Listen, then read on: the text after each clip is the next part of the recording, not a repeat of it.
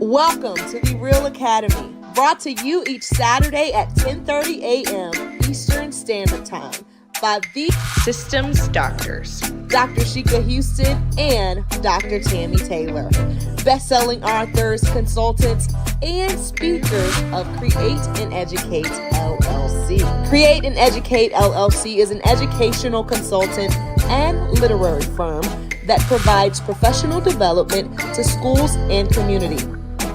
Their goal is to transform organizations with the REALL Resilient framework used to increase their school report card grades 2 and 3 grade levels in 1 year. REALL stands for Respect, Excellence, Accountability, Literacy, and Leadership. This framework is used to coach leaders and teachers and build student efficacy while putting systems in place that aligns the work of the school improvement, making the process manageable.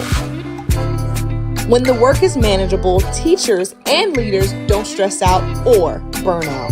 the Systems DoctHers Alignment systems are designed to help schools evolve and grow, all while instituting protocols and processes designed to promote collaboration and collegiality. The implementation of the alignment framework prevents some of the most common problems in education, where leaders sometimes aren't sure where to start, or in our new age of educating, leaders need a trusted sounding board that allows them to be vulnerable and transparent, preventing loneliness at the top.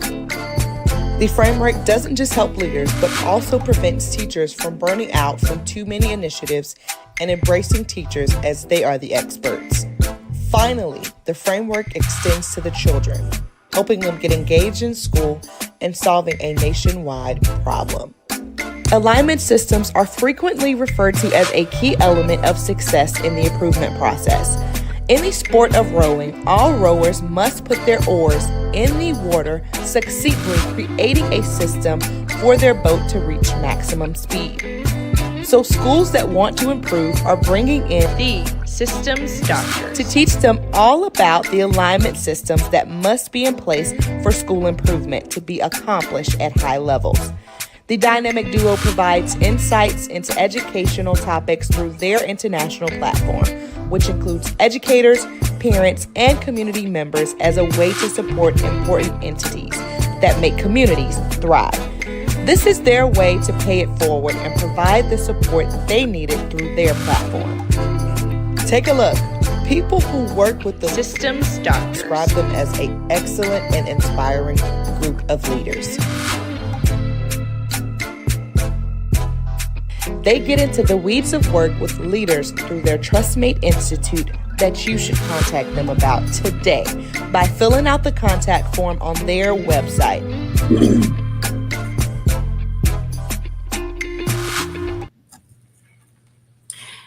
Happy Saturday, everyone. It is Super Saturday. Welcome to the REALL Academy, brought to you by Create and Educate with your very own Systems DoctHers, HERS. I am Dr. Sheka Houston.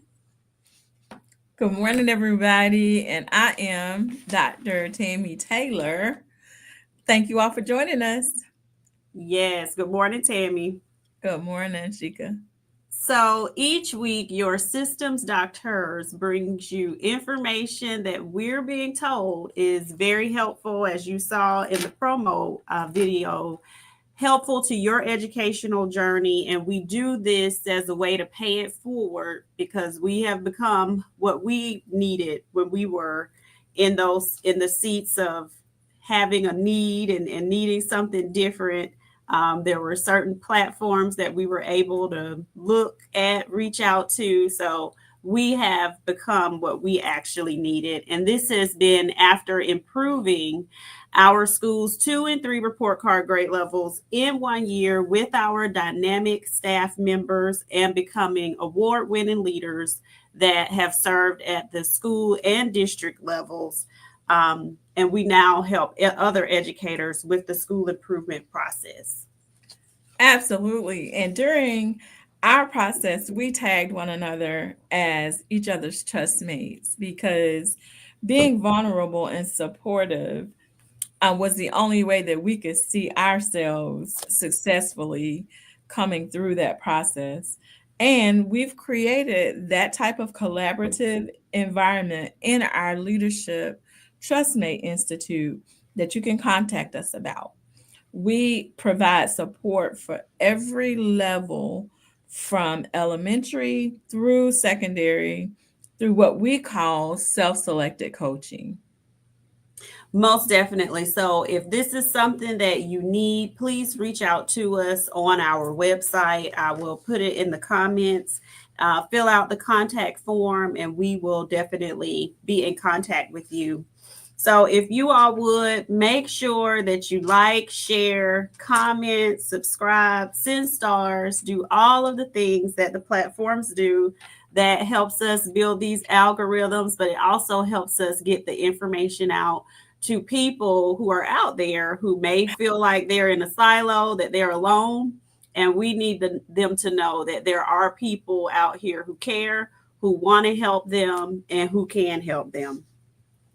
Yeah, so thanks again for joining us. Each episode, each Saturday, is a part of our live stream network, the Fantastic Four, which we are humbled to be a part of. And of course, that starts with Principal Sean Hurd, who is on just before us at 10 a.m. each Saturday morning. And then yours truly, we're on at 10:30, Create and Educate with the REALL Academy.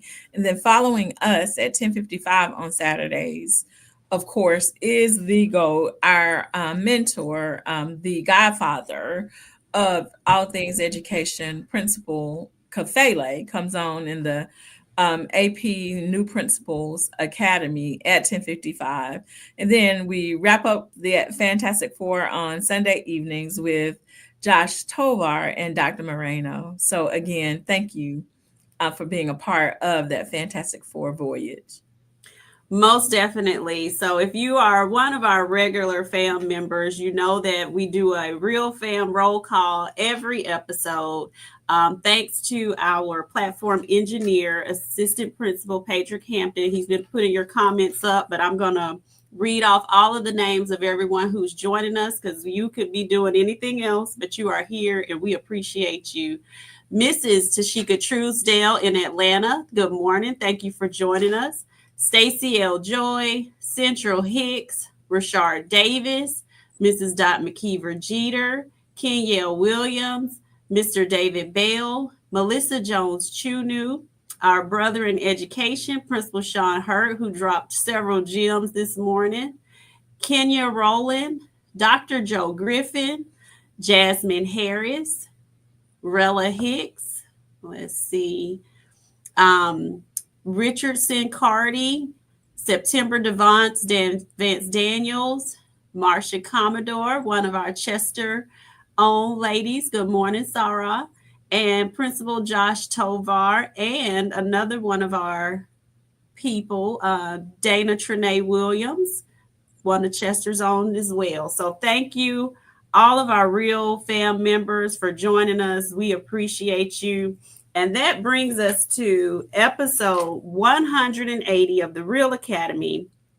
Today, we're going to be discussing some things teachers may be struggling with and how admin can help. Yes, and if we say something good during our time with you this morning, please be sure to drop in the chat help. Put help in the comments that if we've said something that resonates with you. And sorry to disappoint Josh, I do not have on a Carolina Gamecocks hat, sir. That's what we're going to get her for Christmas and her birthday, Josh, a Gamecocks hat. And I will wear it as cold as I am. Miss Jenkins from Marion, South Carolina, thank you for joining us. Another one of our fam members as well. So the reason why we're bringing this up, a lot of times in our work, Tammy is somebody who is definitely one of those principals who coaches her teachers. She's not somebody who sits in her office and hides behind a bunch of meetings. And I like to definitely work with teachers. It's one of my passions. I love working with teachers and being, with the children where the things are happening, because that's how we can really help people. So one of the things that, is a common thing we've been hearing. Good morning, Principal Suzanne Huff. She's from our district as Yes, well. she is. Hey, Principal Huff. I need to talk to you today, if you don't mind. Tammy school feeds into her school. And so what we've been hearing, like as I go out and work with a lot of our new teachers, some of them, want to know, well, what are you all doing at the district level? A lot of times in administration, they think we sit on goose eggs, like my grandmother would say. They don't know what's happening in our seats. So that's why we wanted to talk about it from two different perspectives. We know that things are happening right now in schools for principals that keeps the principal's office popping. We know that those parents are coming in, those administrators from the district level keep scheduling meetings. And I know that because I'm living that life, and so no matter what's going on, you're being called in multiple directions. However, teachers really are crying out for help. So when they say things like, well, what are you all going to do, from the district level, or what is the principal going to do about that? I don't take that as being something that's seen as disrespectful or they're trying to call people out. I hear that as, hey, we really need some help out here. So one of the things that we've identified, and we've tried to hit some hot topics. Right now, a lot more districts are going to scripted types of lessons and programs. And the perspective of that is, when you have a teacher shortage and when there could potentially be a lot of people who may be coming into education who don't have the experience that veteran teachers would have had to institute certain things, scripted type programs helps try to bring that continuity to the classroom to make sure that children really are getting what they need. I think the struggle, though, is some people feel like sometimes it could be insulting.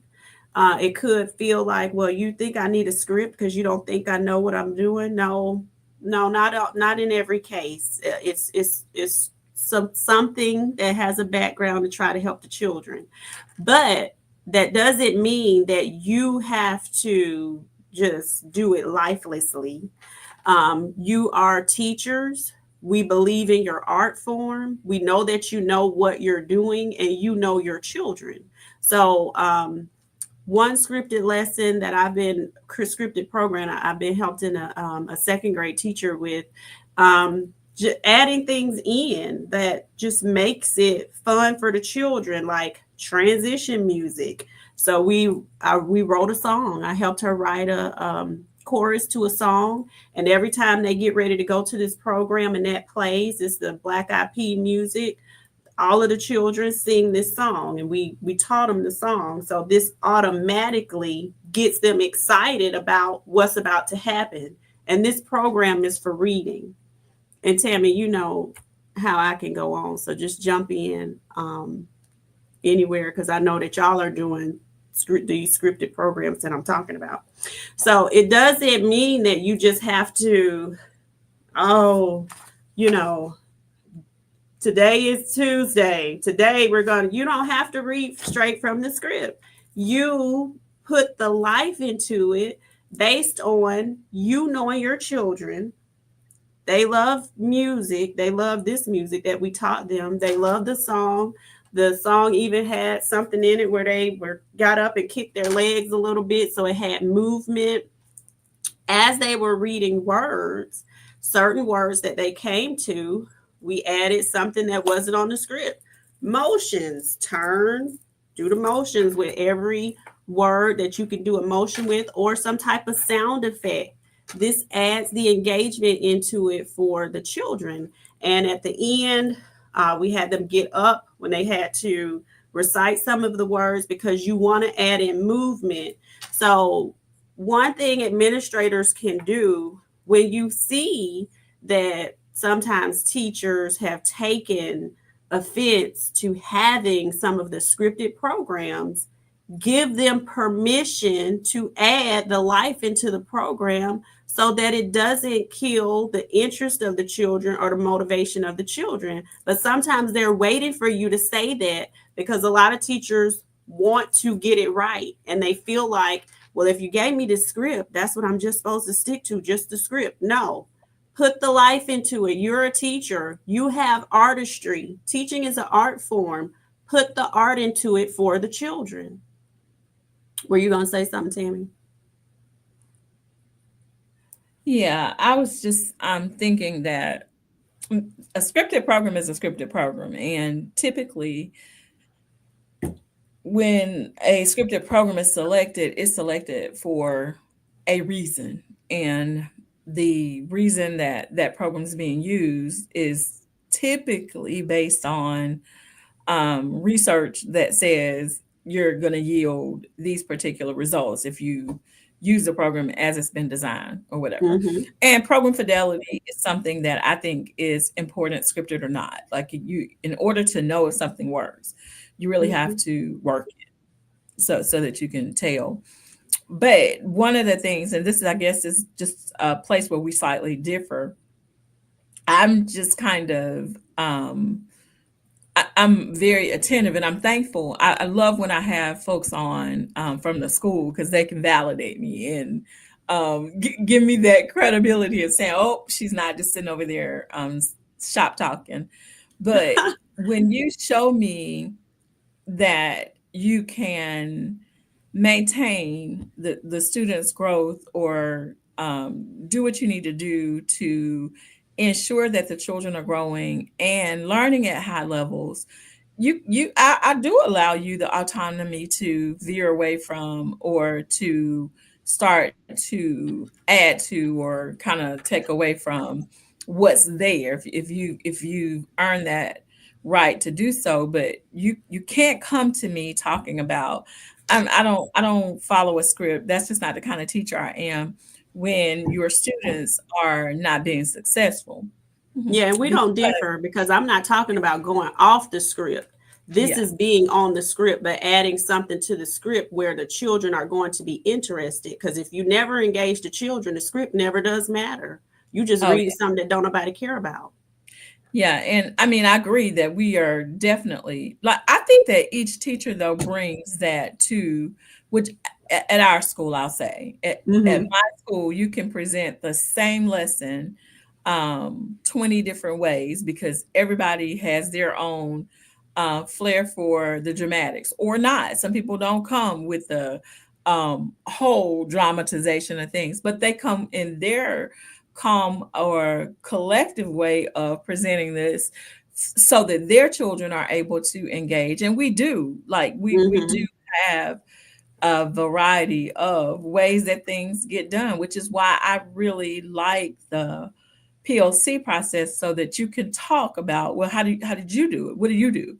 Right. And I've seen the magic in that, especially this year. This has been probably my strongest year of the seeing the PLC process really at work with Mm-hmm. bringing this. We have so many new people, and then the people who aren't new, just kind of bringing them on and saying, hey, come on, let me show you. I'll show you what this looks like.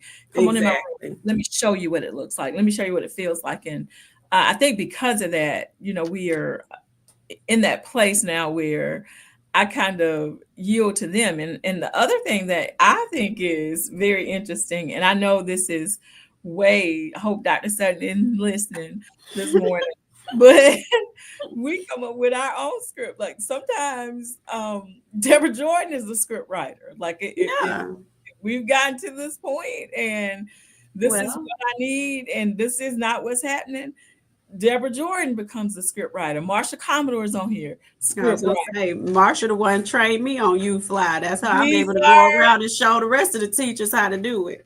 are these are script writers, so we do understand the power of making sure that teachers have that layer of support, and they do know exactly how that feels and what it looks like. And then you have teachers who execute in a way that again proves that with fidelity, and I'm not talking about a psychometric kind of vetting of a program. I'm talking about, again, you got a Deborah Jordan, a Joyce Green, a Brooke Rabin, Molly Young. These are teachers in this building who are in there demonstrating the Mhm. excellence that has to happen. And so we're fortunate in that. I think that we have people who are in place to support me with that, because that's Right. a lot of work. I could not do that singularly. So I have Right. people who are part of the team who help make that happen. Most definitely. And I do want to make sure people understand that for teachers, bringing life to something that is scripted, I don't think that there's any permission needed for that. Now, permission is needed to go off the script. If you haven't proven yourself as a teacher, or proven that you can do this without certain things, going off of what everybody else is doing, then you need to be doing what you've been asked to do until that comes about. But life and off are two different things. So the next thing that we know teachers are struggling with is student motivation. That's one of the biggest complaints I hear from teachers that I've been working with. Students just aren't motivated. And so when students do not come in with the intrinsic motivation, there are ways to get them engaged, and hopefully your engagement of them will start to get them motivated. And since we're talking about reading, one of the things I suggested to one teacher was just, if we're working on building reading stamina with children and they're going through this program, put up a visual to show them how many more words they're adding to their toolbox every time you all go through these lessons. And once they get to the end, when they built up a certain number of words to their toolbox, and they can see things happening differently for themselves, they've experienced some success, which is what you want them to experience, then now we have some type of engagement where they're excited about what is happening in the classroom. I know, Tammy, that you all have a lot of ways that you all get children engaged and keep them motivated at your school. Yeah, we are, and again, I'm very blessed. I've said that, and I say that all the time. I work with a group of people who have the mentality, we'll do whatever it takes. Mm-hmm. So it's no telling what you might see in a class, if that's what's necessary. But the thing that I really love about the staff there, and I love about our leadership in the building, is everybody. It's like an all hands on deck kind of thing. Mm-hmm. And wherever someone is needed, it is nothing for them to show up there. Right. So and this was one of the things that I think has, again, kind of breathed life into the process of them truly engaging with each other as team members and truly functioning as professional learning teams. Like, my coach looks for tools that help teachers with seeing like how much engagement is really happening in the classroom. Mm-hmm. Instead of us, we had a support round a couple months ago, and instead of focusing on what the teacher was doing, the emphasis was on what is it that the children are doing. So we are Mm-hmm. looking to see, like, are the kids actively writing? Are they Mm-hmm. actively engaged in conversations? Are Mm-hmm. they actively listening to each other, communicating? Like, what are Mm-hmm. they doing? And you did that in cycles so that the teacher was like, appreciative of that data, because now they're thinking, you know what, this was very helpful, because when I look at them and I'm up teaching the lesson, it might escape me that this particular group over here is they're definitely engaged in a conversation, but is it about what's happening in this particular lesson? And Right. so they, I think, took that tool and kind of have started working with each other and coaching each other through it. So there are so many different things that help you to ensure that kids can stay engaged and motivated to Mhm. learn what's happening in the lesson. And to me, I think the thing that comes across most when you're looking at that is making sure that you're including them in the learning. Like they know what it Mhm. is they're supposed to get from this, and Exactly. they're accountable for this. What do I need to know at the end of this? And Mhm. teachers kind of put it out there, and this is what I expect. So they know this is what I need to have done through this lesson. And at the end of this, what evidence is there through an exit ticket or whatever it is that demonstrates that this is what I've gotten during this time of teaching? Because my teachers are kind of like me in that regard. Like, who has time to waste? I'm standing Right. up here not to entertain you, although that's very important, but I'm standing up here because this is something that you need to know at the end of this. We're not telling you anything you don't need. Right. And this, all of this fits right into our real reading strategies, which is relevant, exciting, accessible lessons learned. We are huge proponents of personalization, making sure that things are relevant to students' interest and to they understand why something is important. So the last thing we did with that reading was making sure students knew every reason why they needed to know how to read. If you're going to drive, if you're going to do anything in life, you need reading. And so when you connect it to that why and to that relevance, that is another thing that engages children. And the classroom management was the third one, but really the engagement piece, if you have a relevant, engaging class, you will not have any classroom management problems. So, all of those things go hand in hand. Now, you need procedures, you need the other things, but if children really are engaged and understand why they are learning what they're learning, the classroom management isn't an issue. I put Principal Kafele's name back up here because he wasn't in the roll call, but we appreciate you, Principal Kafele. He's at the NAACP breakfast, and we appreciate you all for tuning in this Saturday. We are at the end, so please log on with Principal Kafele next. He has the Milliken founder that will be on with him, which I'm sure will be a really big show. And we will see you all back here next Saturday. Thank you, Thank guys.